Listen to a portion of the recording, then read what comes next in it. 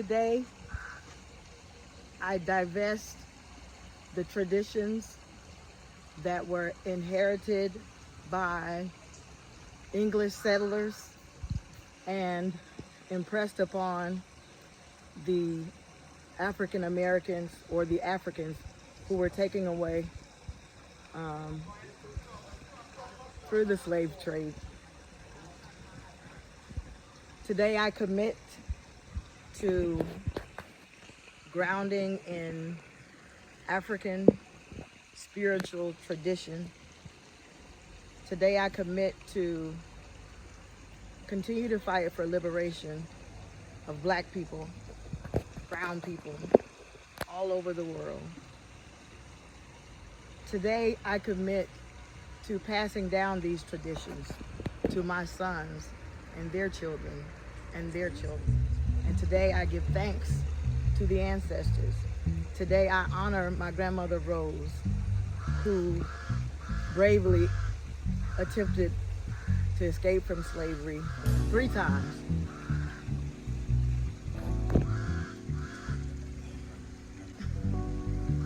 Miss Nubby and all who came before me. I swear.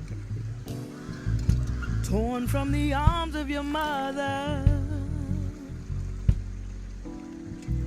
forced to work their feet. And today, I call on the to marry someone's father on the Black and brown people's behalf in the United States. All against their will. More than ever. Who gave you the right to take their name? Even before they knew it. Who gave you the right to change their name? Nobody said you could do it. But mama, I'm home. Sweet Ghana, we made it.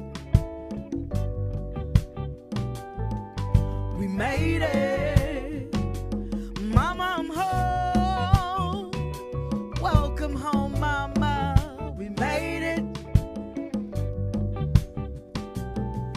We made it.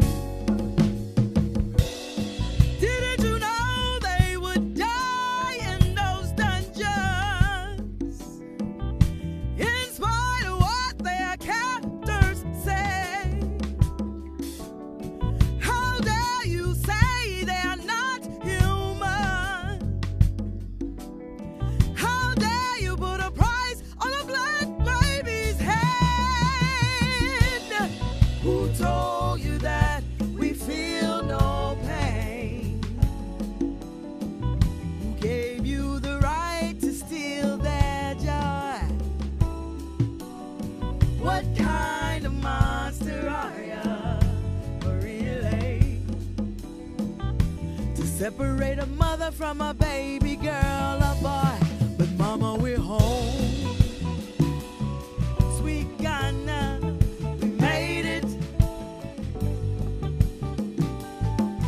We made it. Mama, I'm home. Welcome home, mama. So my first trip to Ghana was for my birthday, 2017. It was my 40th birthday, and I wanted to do a naming ceremony and go to Cape Coast to see some of the ground and some of the land where my ancestors once touched or walked. Unfortunately, I didn't know anyone within the tradition. I didn't know anyone on the continent when I first came to Ghana, but I was able to pass through the door of return on behalf of my ancestors. However, I still felt like my job was not complete in reconnecting with my history and with my ancestors. During that trip, I made some good friends in Ghana. I connected with them, some people that I actually employed because I wanted to make it a point that I poured into African countries.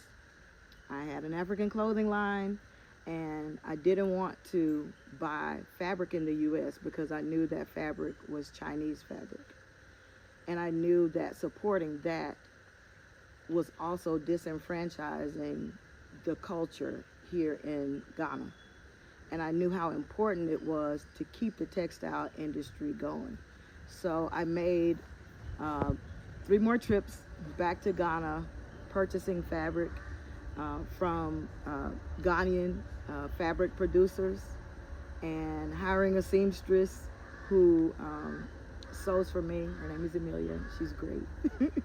And hiring a driver, because I wanted to make sure that the money that I made in the U.S., that I showed up in this community, and I gave it back. And back in 2022, I was going to Memphis for an international blues competition.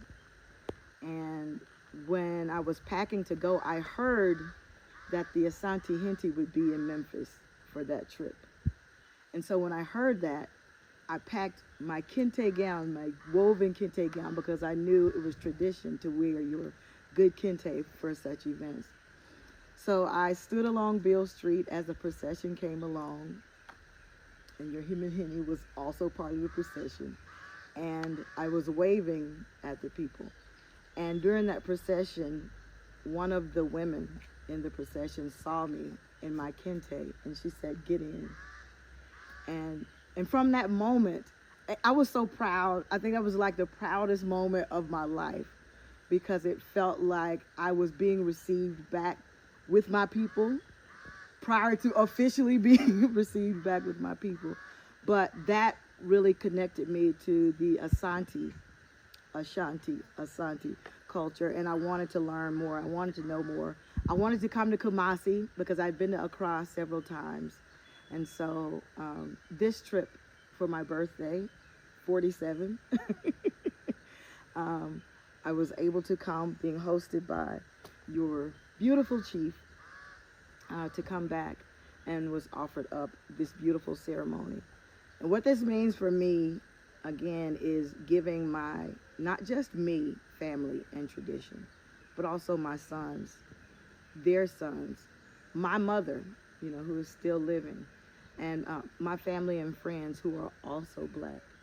And I want to be able to carry everything that I experienced here, from the naming ceremony. My name is now Akosua Afriyie. Hey. I did change my legal name to Akosua back in June. So I was born Valyria Nyree Williams, and now my name is Akosua Valyria Nyree Arnold, and I need to add Afriyie to that. I came to this beautiful museum, arts center. It's being built by the Hemanhene. Am I pronouncing that correctly? And it's way more expansive than I could ever imagine. I got to see sites. For example, the largest tree in this region, where the largest tree that is spiritual in this region that our ancestors would go to. And I learned that when they had a request, they would make their request known, take it to the tree, and in 40 days that would come to pass. I learned so much. The 13 white men who were bringing or transporting enslaved people through this region were accosted by Ashanti warriors, and they killed them, and they're buried here, which is a sight that I have never seen, and I encourage all of my people to come back here to have this experience. There was just so much that I took in. After my naming, my family members, where y'all at? Where my family go? Come on up, cousin. Immediately embraced me, and it just feels good to know that I'm now a part of a village, and now I have a root in culture, and I do commit to coming back and pouring into this community and bringing my family back as well. I also discovered or was shown a burial ground that has been designated for descendants of the slave trade or anyone in the African diaspora to come back and to be buried here within this village. You can come back to have your ashes spread or to be buried here. And there are two people that have already been done there. And I would like to make this request official for my family to have someone to come back and to spread my ashes here. The naming ceremony was one that was very intentional. I had a cleansing. There were libations poured. There was a prayer prior to entering into the ceremony. So I also got to have a traditional meal during the naming ceremony, which is also normally served during your birthday. I got to have the egg and the yam. I had that. I'm losing my thoughts. Oh, that's what I was going to say. It's also my birthday, so I got kind of a 2-for-1 on that deal. So yeah, I got to experience that. So I heard that that's the cake. I'm still expecting some cake. So as a part of the ceremony, the chief went into the river, poured libations, and said a prayer to the ancestors, and then I was allowed to do the same. And my prayer and commitment was to, again, come back to the village, continue to invest in the village. And then I called on the ancestors to intercede on behalf of all of the Black people in the world, especially in the United States right now, because it is so necessary. I officially divested any European spirituality that was inherited or impressed upon African American people during the African slave trade, and I am now beginning to learn about African spirituality and ancestral spirituality. And also my retirement plan, because I plan to retire at 56, I'm 47 today, is to come back to Ghana to buy land and to build a house here, because this is where I would like to retire.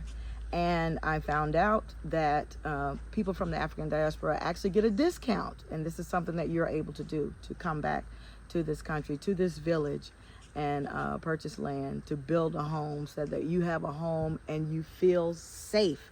I cannot emphasize enough that the first time that I came to Ghana was the first time that I had ever existed in my whole 40 years of living without being reminded that I was Black.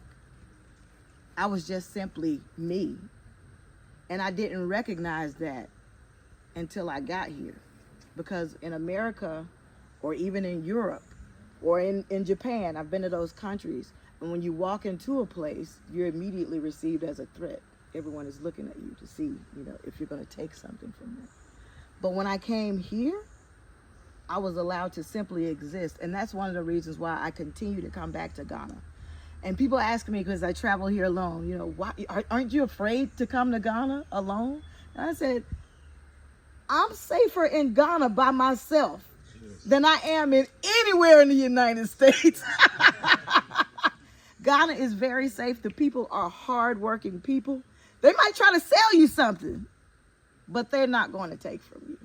And that I so appreciate, and that's why I continue to come back. And so I invite whoever to come back here and get some land. Black people. Power to the people. So I'm currently wrapping up recording my freshman blues project. And I wrote a song after I left the Cape Coast slave castles in 2017. I recorded the entire ceremony, the entire tour, because I wanted my people back home to see it, because I knew some people would probably never get to come to Ghana to see it. But when I got on the plane, as soon as I got on the plane, I just started crying. I just wept, and I wept for a long time. But I ended up writing a song on that flight, and I sang the song into the little voice recorder so I wouldn't forget the melody and forget the words. And so when I recorded my album, I actually included this song in the album, and the name of the song is Sweet Ghana. And the song talks about returning back to Africa, returning back to Ghana. And I'm singing this song to my mother and my ancestors. Mama, I'm home, sweet Ghana, we made it. And at the end we go, Mama, me trufi bako. Yeah, it's beautiful. And it speaks to the descendants as well as the oppressors. You know, didn't you know they would die in those dungeons in spite of what their captors said? How dare you say they're not human? How dare you put a price on a black baby's head? Yeah, so it's a very emotionally moving song. My producer cried in the studio when I recorded it, but yeah. So check that out. The name of the album is Salvation in the Layaway.